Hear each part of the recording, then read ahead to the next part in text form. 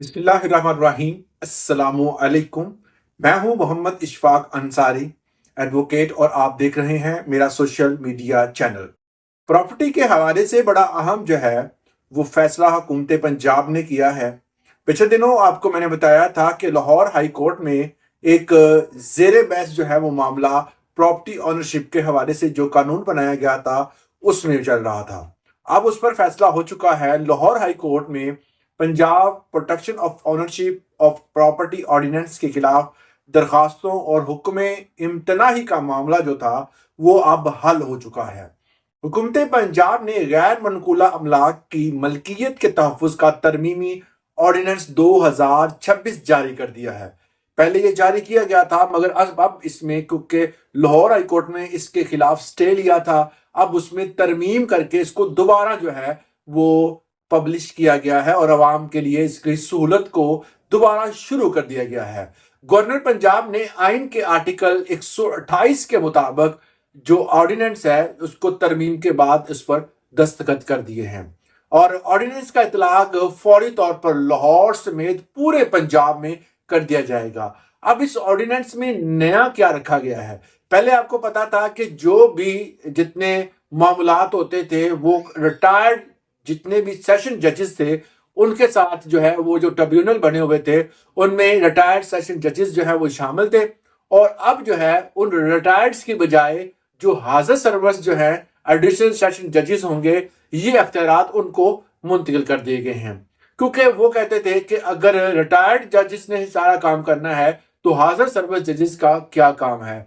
मगर इसमें जो है वो एक चीज बड़ी काबिल गौर ये रखी गई है कि अगर कोई भी बंदा किसी भी फॉरम पर मामलात जमीन के हवाले से चल रहे हैं, वो अपना मामला जो है वो अब इस ट्रिब्यूनल के रूबरू होकर हल करवा सकता है। अब इसके हवाले से अगर कोई भी बंदा किसी की बंदे की प्रॉपर्टी को हथियाने के चक्कर में उस पर कब्जा किए हुए है और उस कब्जे के चक्कर में अगर उस बंदे के खिलाफ जो है उसके पास सबूत मौजूद हैं और वो वाकई ही मालिक है, उसके पास रजिस्ट्री मौजूद है, गवाहान मौजूद है और हर लिहाज से चाहे उसका केस किसी भी अदालत में चल रहा हो, मगर दो अदालतों के केसेस जो हैं वो यहाँ पर ट्रांसफर नहीं होंगे।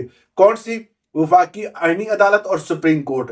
ये दो बड़ी अदालतें ऐसी हैं जहां पर अगर आपका कोई भी केस प्रॉपर्टी के रेलिवेंट चल रहा है वो आपका जो है वो अब ट्रिब्यूनल में आप उसको लेके नहीं जा सकते। इसके अलावा जितने भी आपके डिस्ट्रिक्ट लेवल पर, हाई कोर्ट लेवल पर जितने भी केसेस हैं उन तमाम केसेस को आप डीसी साहब को दरखास्त देकर, जो मामला पहले वहां पर अब सिविल जजेस मौजूद होंगे और वहां पर जो है वो डीपीओज मौजूद होंगे, असिस्टेंट कमिश्नर्स मौजूद होंगे और पुलिस का महकमे के आला ओहदेदारान मौजूद होंगे, उनका रूबरू होकर आप अपनी एप्लीकेशन दें और उस एप्लीकेशन के बाद जो है वो उस बंदे के खिलाफ कार्रवाई की जाएगी। अगर ये चीज साबित होती है कि उस बंदे ने अपनी नीयत खराब होने की बिना पर उस जमीन पर, प्रॉपर्टी पर गैर कानूनी नाजायज कब्जा किया है तो उस बंदे को 5 से 10 साल तक सजा हो सकती है। और इसके साथ साथ अगर देखा जाए तो 1 करोड़ तक जुर्माना भी रखा गया है। अगर आप उसमें से गिल्टी पाए गए मगर आपने किसी बंदे को तंग करने की नीयत से या आपने किसी भी जो है वो बंदे की हथियाने के चक्कर में प्रॉपर्टी गैर और गलत जो है वो मियारी चीजें जो है वहां पर रखी, मतलब आपने फेक जो है वो अपने तमाम डॉक्यूमेंट्स पेश किए, फेक जो है बातें बताई, तो आपके खिलाफ भी कार्रवाई होगी। ये नहीं है कि आप किसी भी प्रॉपर्टी को कहेंगे जी तो मेरी थी, आप उसके खिलाफ जाकर जो है वो बोलना शुरू कर दें, फेक डॉक्यूमेंट्स पेश करें, तो आपके खिलाफ भी कार्रवाई हो सकती है।